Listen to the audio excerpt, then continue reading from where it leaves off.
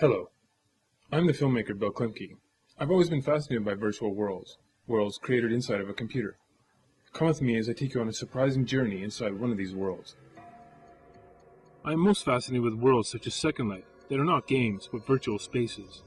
The fascinating thing about Second Life is almost all the world is constructed by the virtual citizens who inhabit it. Cities that look completely modern. They're medieval towns, fortresses, and churches. They're historically accurate reconstructions, or wholly fantastical islands that have sprung forth from the imagination. But there are other activities. You can ski, snowboard, toboggan, and skate. You can skydive, swim, and surf. You can drive a dirt bike or sail a boat.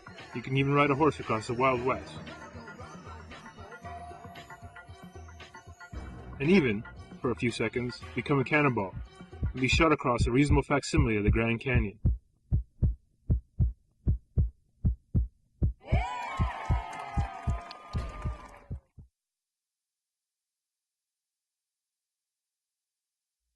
Some of these are things you can do in real life, but for some residents of Second Life, there are some things that they could simply never do in real life. There are many organizations in Second Life that deal with the physically disabled.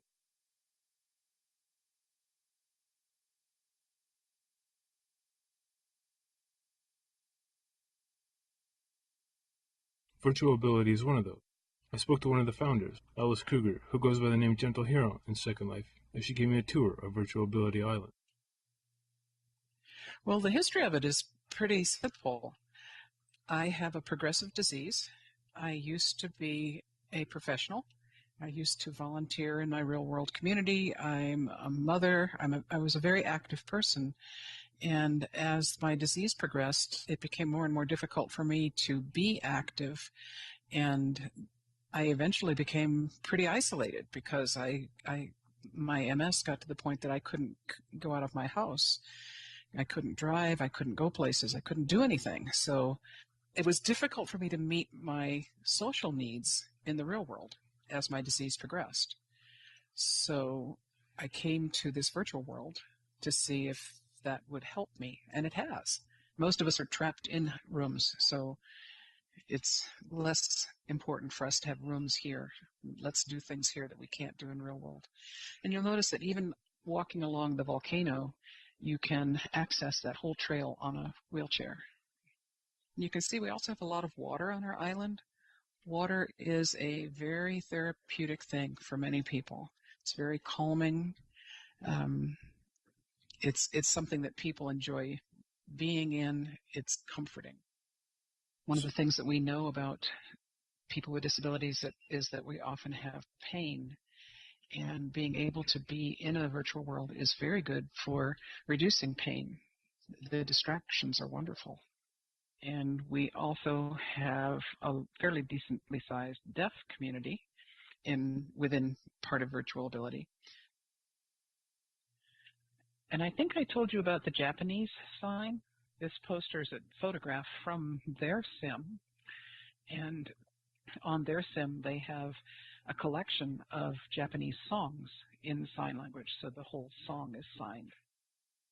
Here's the alphabet and the numbers from 1 to 10 in sign language on the poster.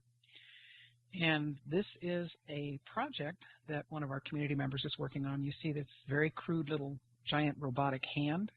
She's trying to do is to create a hand that can be controlled so that it can make these symbols. We haven't gotten that far yet.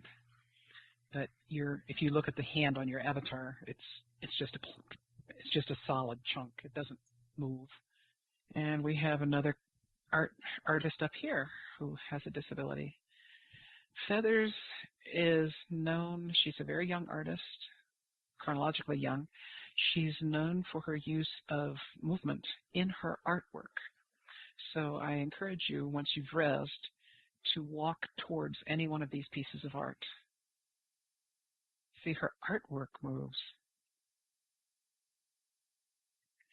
And they're all different. The artist may be disabled, but the artwork sure isn't. One of the fun things about Second Life is that you don't have to be who you are in real life. So, for instance, I'm not a crippled old lady in a wheelchair in Second Life. I'm a young, fit woman, and that I can walk and I can dance and I can do all those things that I really would like to still be able to do in real life, but I can't. For me, the virtual world isn't separate from the real world. It's just another part of my real world. The telephone isn't a separate part of your world. It's part of your real world. But it allows you to virtually interact with your friends and family at a distance. This is our dance floor, and we often have dances here. I can show you this. I can put on a wheelchair. Let's see. We have dances that are appropriate for people in wheelchairs. So here's me in a wheelchair, and you can see that I can move around like I am in a wheelchair. But if I want to dance, see now this is a dance that's appropriate to a wheelchair. This is the kind of dance that people would do in a chair.